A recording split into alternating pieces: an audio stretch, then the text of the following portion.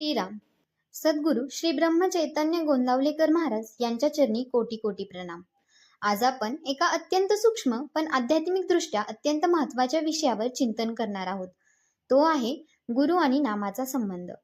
आपण भाग 1 आणि भाग 2 मध्ये पाहिलं की नामस्मरण कसं करावं आणि प्रपंचात नाम कसं जपावं. पण नाम कितीही घेतलं तरी जर त्यामागे गुरुची कृपा आणि आदेश नसेल तर ते नाम केवळ तोंडापुरतं राहू शकतं. गोंदावलेकर महाराज स्पष्ट शब्दात सांगतात, नाम हे गुरुच्या कृपेनेच फलित होतं. नामात शक्ती आहेच, पण गुरुची छाया नसेल तर ते नाम वाळलेल्या बीजासारखं होतं.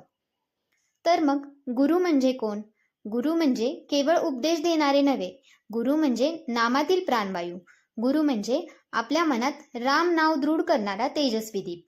गोंदावलेकर महाराज स्वतः सांगतात, माझं काही नाही, सगळं रामाचं आणि माझ्या गुरूंचं. गुरुच्या आज्ञेनेच मी नाम घेतो, त्यातूनच मला समाधान मिळतं.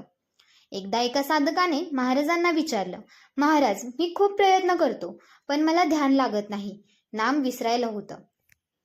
महाराज म्हणाले, तू का करतोस असं वाटतंय? नाम तू करत नाहीस, राम करतो आहे. गुरुची आज्ञा आहे ना, मग तू फक्त निमित्त आहेस. अभिमान टाक आणि नाम चालू ठेव. अनेक वेळा आपण नाम घेताना मी घेतो, मी साधना करतो असा अभिमान बाळगतो. म्हणूनच महाराज सांगतात, गुरु मिळाला आणि अहंकार गेला नाही तर नाम निष्फळ ठरतं.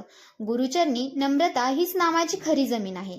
नम्रतेतून घेतलेलं नाम हे सातत्याने आणि सहजतेने मनात टिकतं. प्रपंचात अडचणी येतात, मन चंचल होतं, अनेकदा भक्तीपासून मन भरकटतं.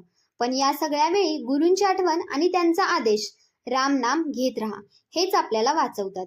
गुरु म्हणजे एक सतत चालणारी अंतरशक्ती आहे, जी आपल्या साधनेला दिशा देते. म्हणून रोज सकाळी उठल्यावर एक छोटी प्रार्थना आपल्या मनात असावी. हे गुरुदेव, माझं मन तुमच्या आज्ञेत राहू द्या, माझं नाम तुमच्या कृपेने चालू राहू द्या, मी काहीच नाही, नाम आणि गुरुचरण हाच माझा श्वास आहे. तर भक्त हो, गोंदावलेकर महाराज आपल्याला सांगतात, गुरुवर पूर्ण विश्वास ठेवा आणि त्याच्या आदेशानुसार नाम जपा. मुक्ती दूर नाही, समाधान, शांतता आणि भगवंत मिळवण्याचा मार्ग हाच आहे. गुरुचरणी नम्रता ठेवा, अहंकार सोडा आणि श्रीराम श्रीराम हे नाम अखंड ठेवा. अशाच माहितीसाठी आमच्या चॅनलला लाईक करा, शेअर करा आणि सबस्क्राईब करायला विसरू नका. धन्यवाद.